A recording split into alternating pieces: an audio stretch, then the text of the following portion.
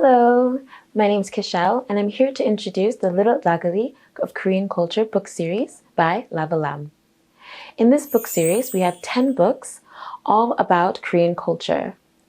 Some of these books are incredibly interesting as they have this one here as a folded book.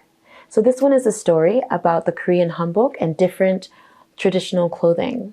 So in this book is especially interesting because it opens up like this. So they can learn about the different types of hanbok and different types of Korean traditional clothing. What I like about this book is that it opens up from two sides, not just one. For each page, you can have specific items for each part of the hanbok. And what I like about this one is that there's a little person at the bottom of each one wearing that style.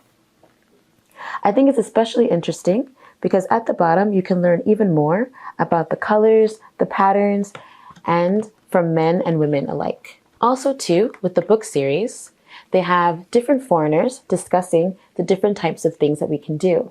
In this particular book, we're talking about Korean traditional games. Especially with this book, there are many different games that you can learn to play and also that you can make yourself. For example, on this page, you can learn how to make the Korean kite using the different colors and shapes. So here, you can use the patterns here in order to make your own Korean kite. Additionally, they have another game, Dagli. We would call this in English hacky sack.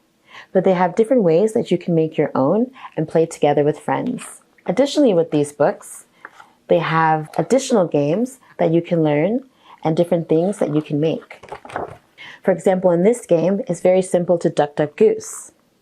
Or on another page, we have tug of war.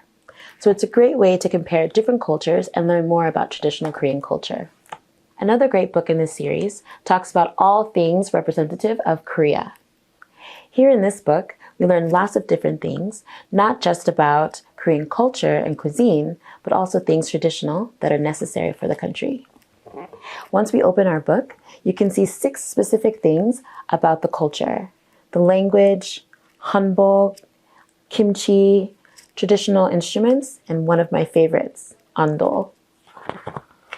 So as we open the book, we can learn very specific things about the hanbok. So the different parts for men and women, and as well as how they're made.